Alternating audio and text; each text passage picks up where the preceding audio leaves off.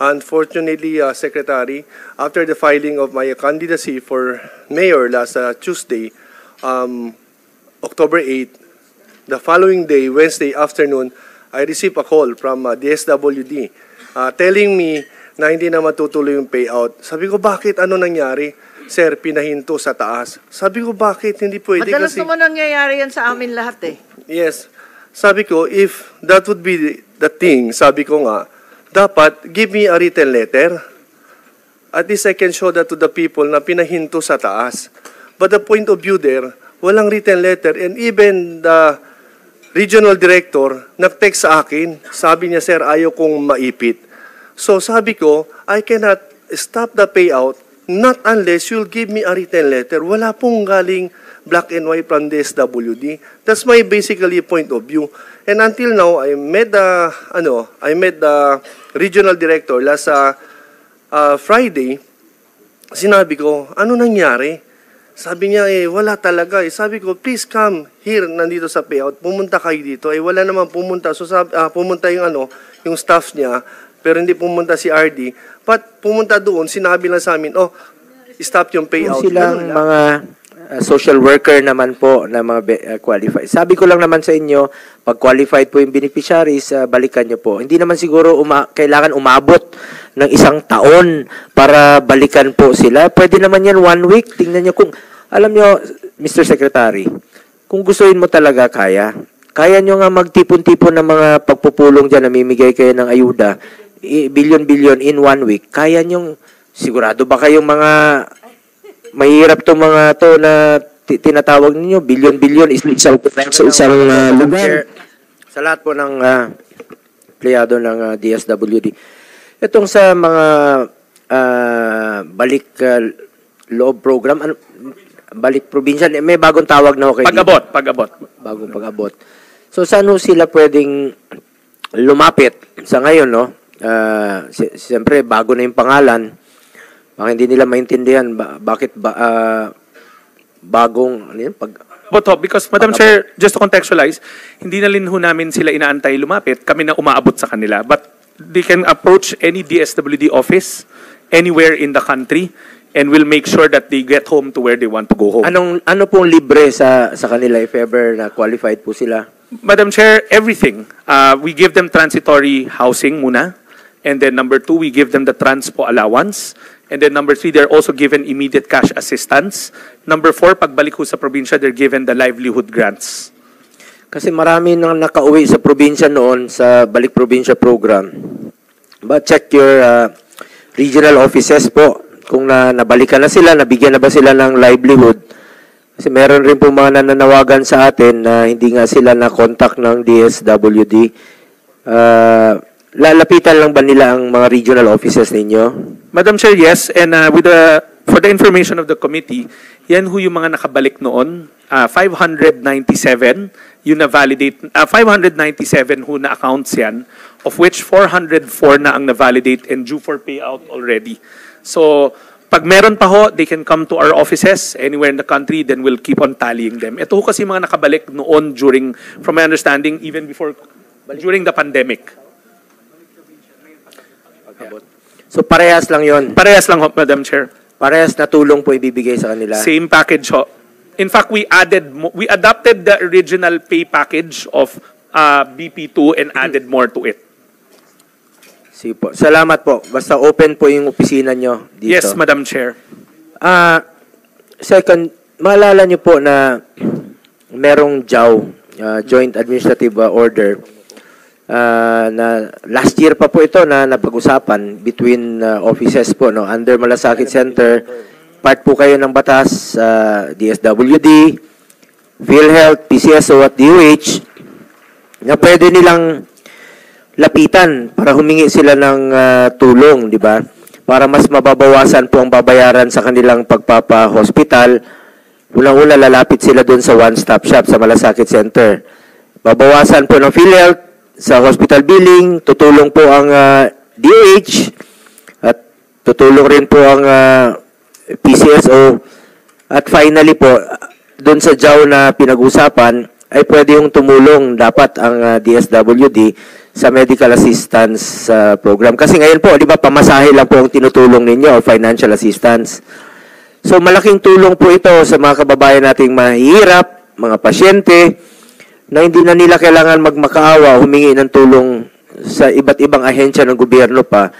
Since itong JAW na to, it will allow you to help through medical assistance, no, sa mga pasyente. Kumusta na po ito at nagsang-ayon naman po kayo rito, Mr. Secretary, na makakatulong po ito sa kanila aside sa pamasahe, mas mabawasan ang kanilang babayaran sa hospital billing. Yes, Madam Chair. In fact, we are already in receipt of the amended JAW last week from DOH. It's right here now. It's due for legal review lang sa department namin, but I assure you we'll sign it in the soonest possible time. Kakatanggap lang ho namin late last week from the Department of Health that will contain everything that we want to from it, na pwede na hugo mag-issue ng guarantee letter ang DSWD on top of the other agencies what they're giving. Sa tingin nyo, malaking tulong rin po ito. Mas mababawasan pa ang kanilang babayarin sa ospital. Yes, aside Madam from Chair. pamasahe, mas makakatulong na kayo through medical assistance. Yes, Madam Chair. That's why precisely in the last meeting, we also reported that social workers have been deployed in all the malasakit centers from our own records. Kasi we believe nga that it's the first point of contact of patients that need help. Na hindi na nila kailangan magmakaawa pa sa iba't ibang ahensya ng gobyerno. Yes, Madam Chair. That's why we have been following this up at nasa amin na ho ngayon.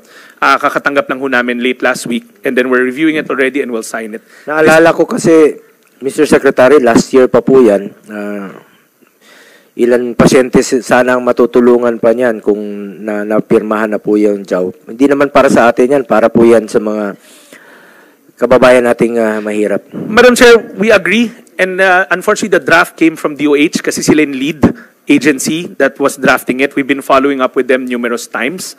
Kahapon, last week lang ho nila pinadala sa amin and we'll sign it. We'll make sure na sa mabilis na panahon ma-promulgate ho to.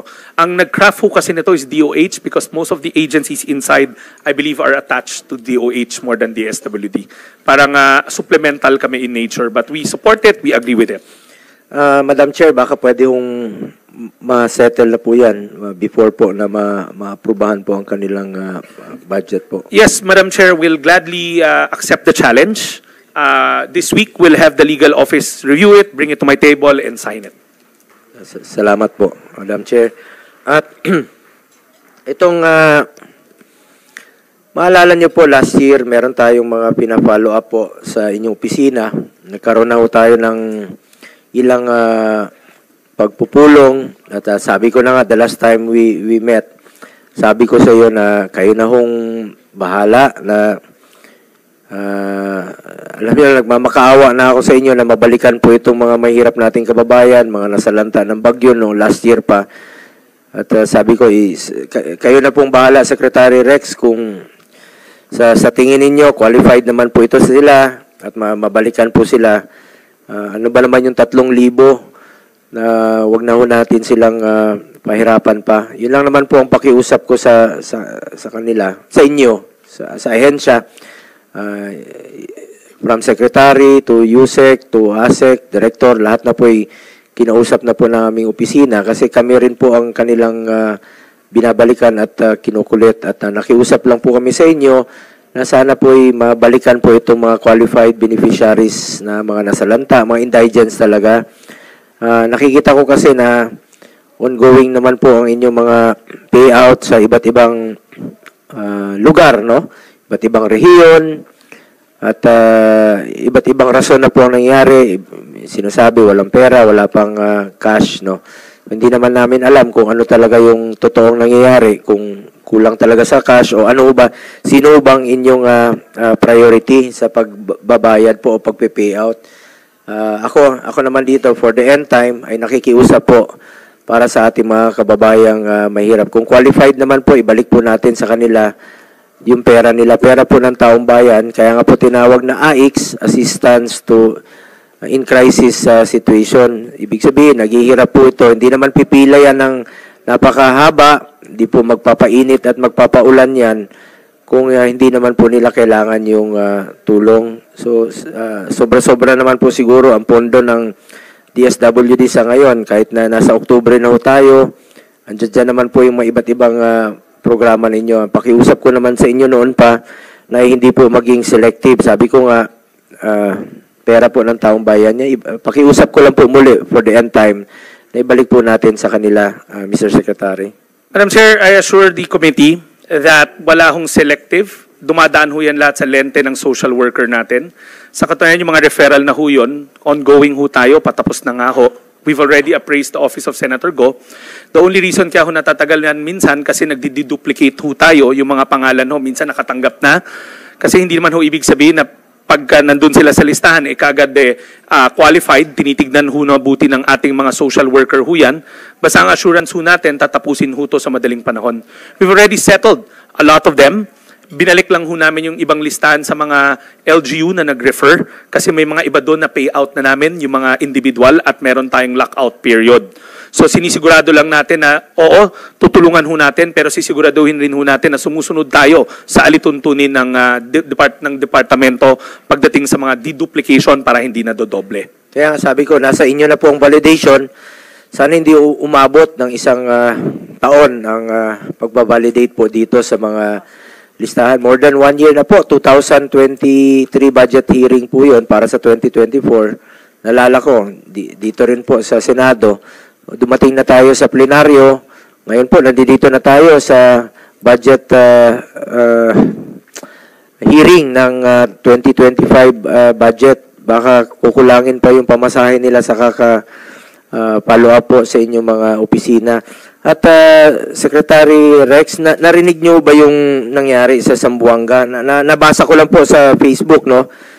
Video showing isang congressman na lumuhod po begging sa regional director ng DSWD sa Region 9 na matuloy po ang kanyang payout. Isang kongresista rin po ito.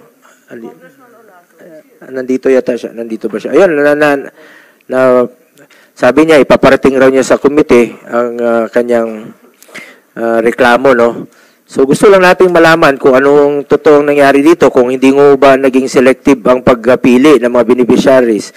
O kailangan pa bang magmakaawa si Congressman Olaso para mabayaran po ang payout, scheduled payout.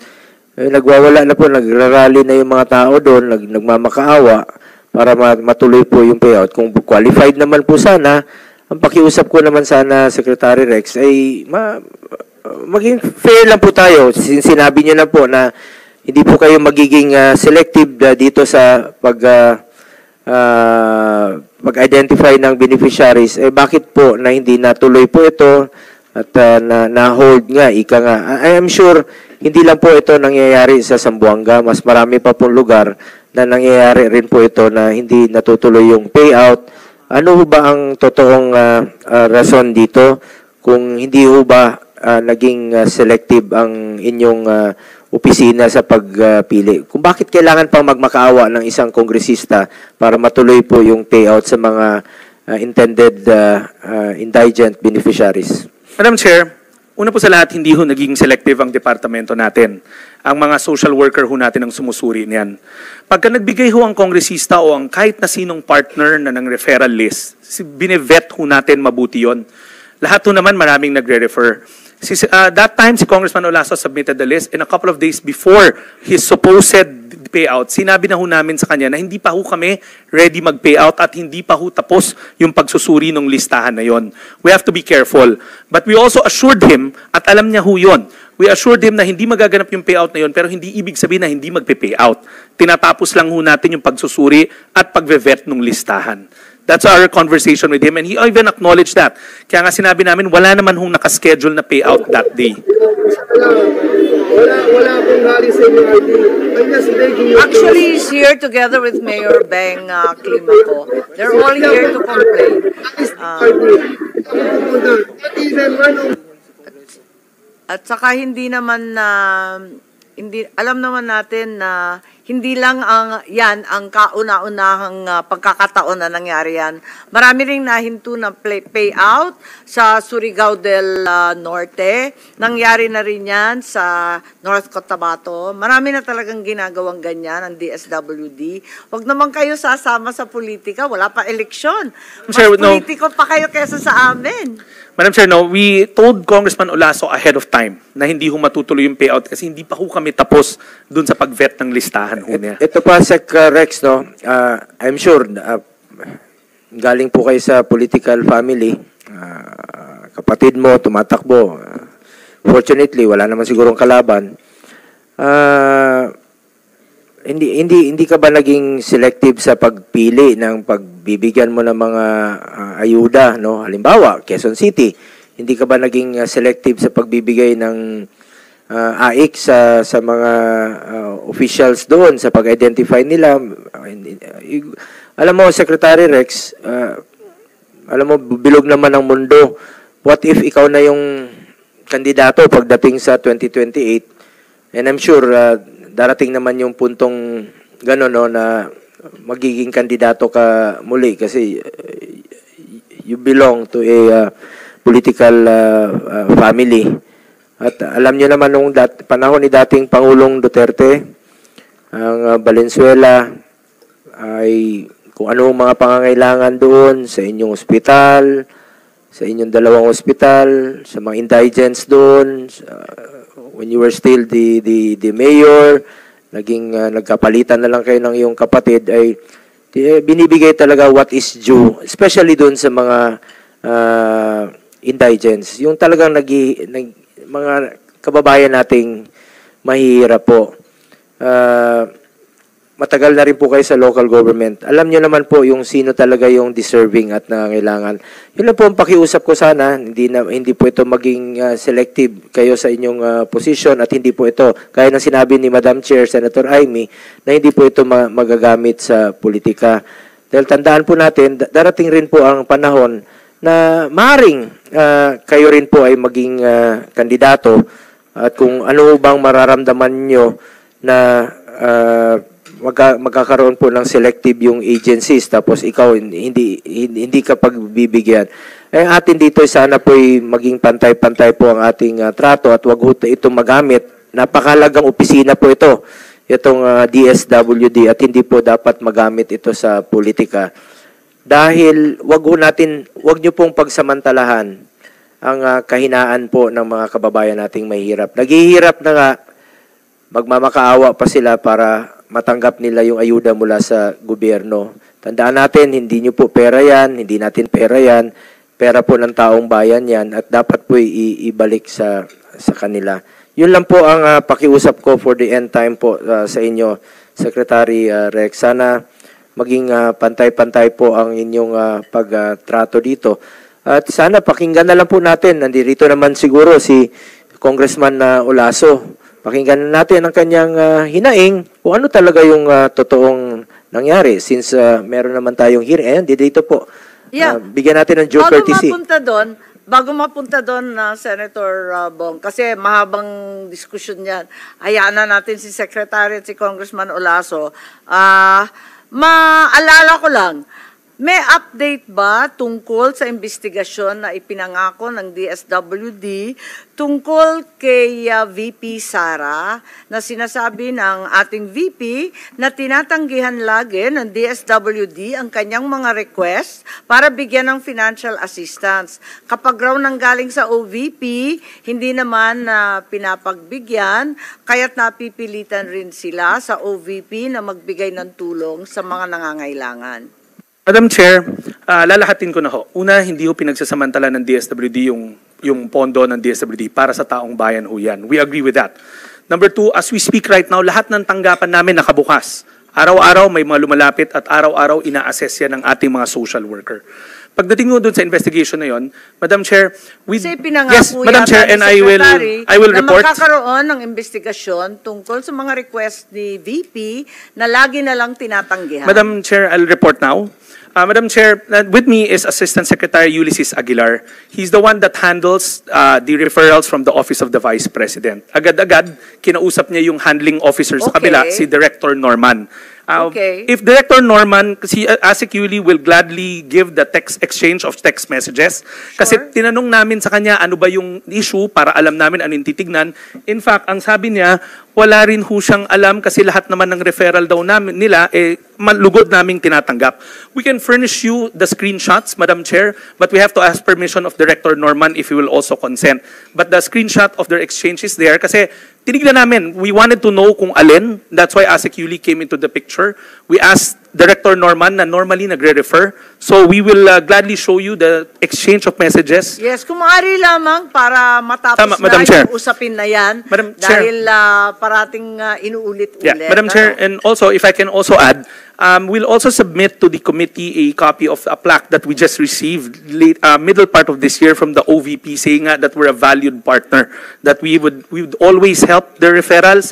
Meron din ho kaming parangal ho doon, and we'll gladly submit it to the committee as well. Yes, if we could put that on record, that Yes. would put the matter at rest and we can be Yes, clarified Madam Chair, on we will have to the seek concern. the permission lang of Director Norman kasi it's a private Okay. exchange between the two of them. But Yes. on our side, we will gladly furnish you the screenshot, Yes. provided that Director Norman will also agree because of data privacy. Thank you very much, Secretary. We'd be very grateful for the update. In the meantime, if you could be very brief, Congressman Senator Tolentino has just arrived. We're trying to wind down the hearing, having already requested specific documents, including documents required by by Senator Francis Tolentino. I think the issue concerning Congressman Olaso was raised. The Secretary has stated, Congressman Olaso, you can sit.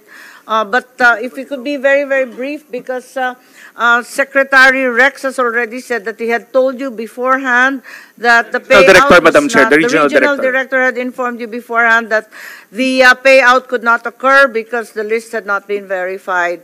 And of course, you went on media and said otherwise. Madam Senator, permission to speak.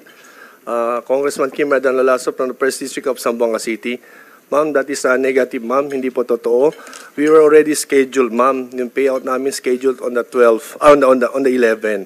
Unfortunately, Secretary, after the filing of my candidacy for mayor last Tuesday, October 8, the following day, Wednesday afternoon, I received a call from DSWD telling me na hindi na matutuloy yung payout. Sabi ko, bakit? Ano nangyari? Sir, pinahinto sa taas. Sabi ko, bakit? Hindi pwede Madalas kasi... naman nangyayari yan sa amin lahat eh. Yes. Sabi ko, if that would be the thing, sabi ko nga, dapat give me a written letter.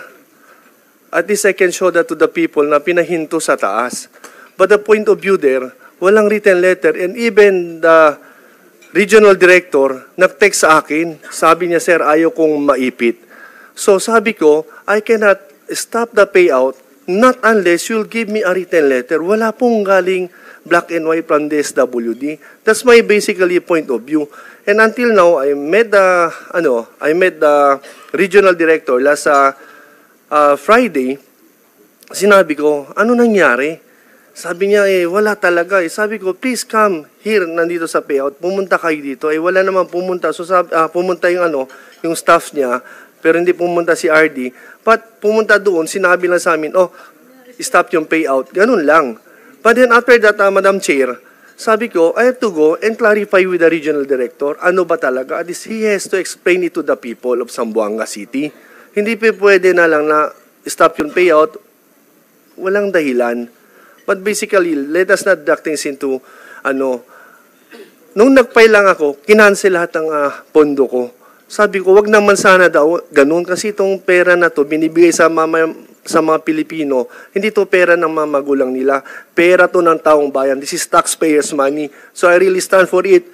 And that's my thing. Hindi pa pwede iwanan natin yung taong bayan ng ganun. Because that is the program of our beloved President Bongbong Marcos and our Speaker of the House, Martin Romualdez, na dapat lahat ng naiiwan matutulungan dito sa bagong Pilipinas. Pero sa ganitong nangyari, hindi po tayo masaya, Secretary. And that's not true na sinabi nyo kanina na you informed me earlier na hindi ready yung payouts. Nandito na, sir, ready na. We posted on Facebook. That is already 3 weeks ago. We posted it. Ready na. More than 12,000 payouts. Pinakancel lahat. Bakit po ginaganon ako? Porket wala akong tatay, congressman o senator. I'm an OFW. Hindi po ako, I'm not, sabihin ko sa'yo, and hindi ako veteranong politician. I'm just new here. As you know, we're former colleagues in Congress. I'm a ship captain, OFW ako. But my heart belongs to the people. I want to serve the people of Zamboanga. Sana, Secretary, my colleague, tulungan mo ako dito. Madam Chair, again, let me just state for the record, wala hong pondo ang congressman. Yung sinabing pondo ko, wala hong pondo ang congressman. These are department disbursed funds. As we speak right now, lahat ng opisina namin, anybody that walks into our office, pinoprocess ho yan. Now, that list, that referral list that's given to us, I'll get it from Congressman Olaso right now. We'll look into it again. I'll talk to the regional director na kausap niya, who happens to be a career social worker. Nandiyan na ho siya, matagal na. Give me the list, I'll talk to the regional director, then if he says that the list is clean and it's ready for to be paid out, kasi talagang kailangan, then we'll pay it out. Secretary, ang problema dyan, yan din ang sabi ninyo last year. Kaya si Senator Bongo nagdududa na rin eh. Madam Chair, in the last hearing, I told the good senator, I think there's a miscommunication between his office and our office. The original list that they gave us, which we can give back, is a list of LGUs, not end beneficiaries. Binalik ho namin yun at sinabi namin hindi ho itong mga beneficiaries kundi mga local government units ho to. Kung pwede ho kami bigyan ng direct referrals. Meron ho silang mga social worker naman po na mga qualified. Sabi ko lang naman sa inyo, pag qualified po yung beneficiaries, balikan nyo po. Hindi naman siguro kailangan umabot ng 1 taon para balikan po sila. Pwede naman yan 1 week. Tingnan nyo kung, alam nyo, Mr. Secretary, kung gustuin mo talaga kaya nyo nga magtipon-tipon ng mga pagpupulong dyan, namimigay kayo ng ayuda, billion-billion in 1 week. Kaya nyo, sigurado ba kayong mga mahirap to mga to na tinatawag ninyo, billion-billion is isang sa isang lugar. Bang mga disaster, kaya nyo mag-validate ng ito, ito iba, yung mabalikan. Tinutukoy ko na maging selective kayo. Ito na yung pinakano ni Congressman Olaso, yung mga beneficiaries sa Zamboanga.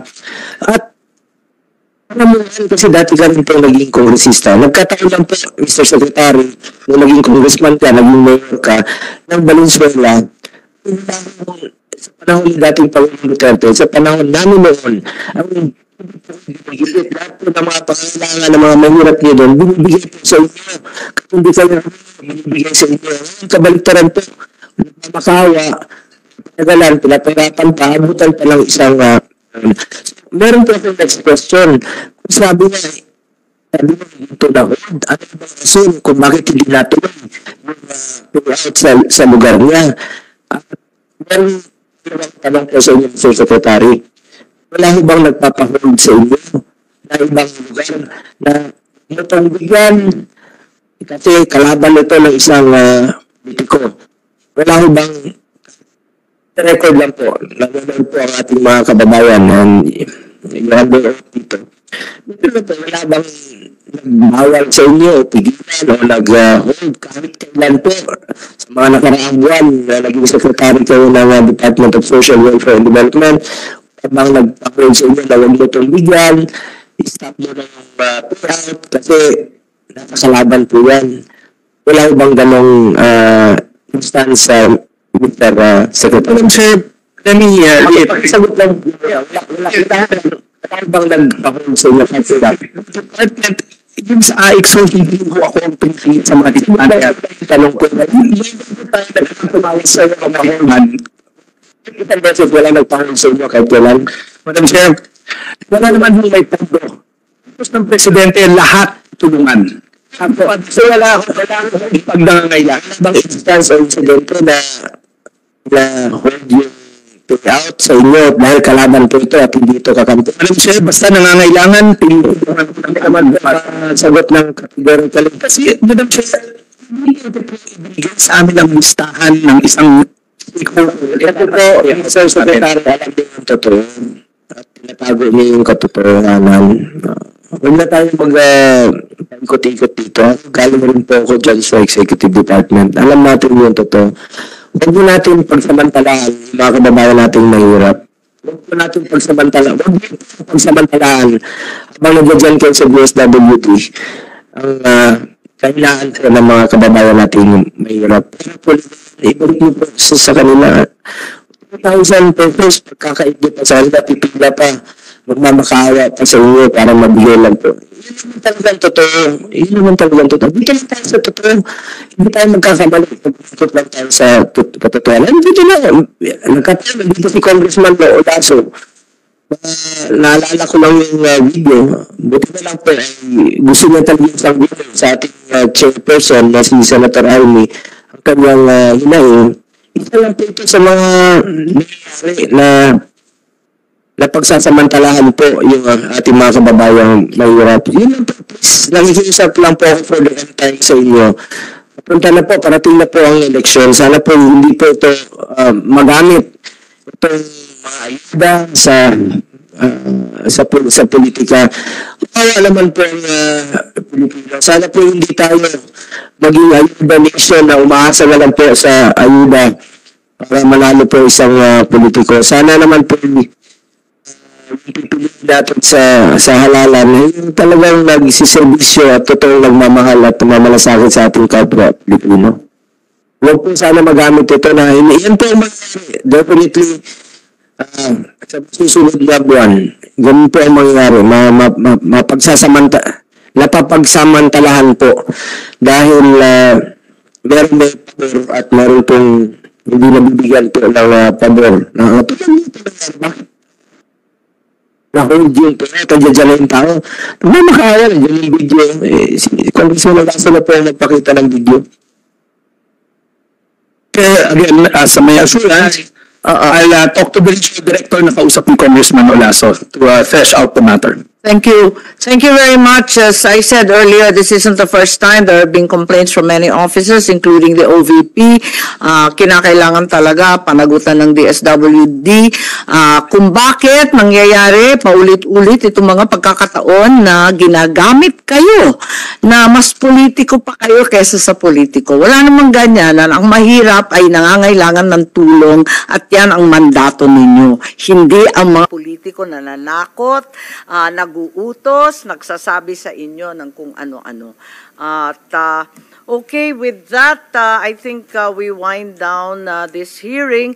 Meron akong hinihingi tungkol sa food stamp. Yun na lang pala ang hindi nabanggit, nakita ko lamang.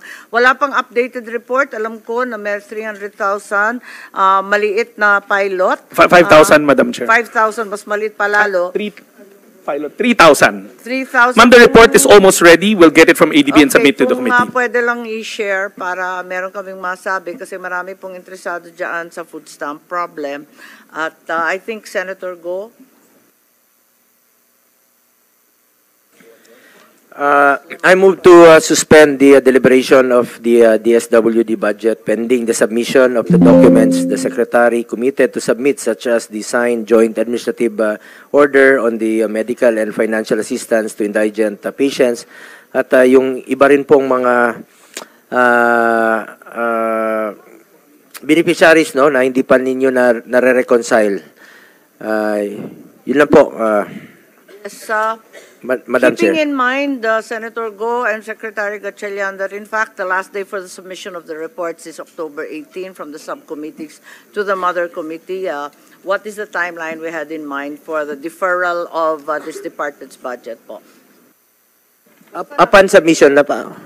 Upon compliance po. Upon Madam compliance with the required submissions, we would be grateful if you could submit them as early as possible given the short time period. Yes, Madam Chair, we'll do as directed. And that involves the settlement of Congressman Olaso's issue, as well as the question that was raised in Congress regarding the OVP's requests that were constantly dismissed or disregarded. Madam Chair, for the OVP, as mentioned, we'll submit to you accordingly.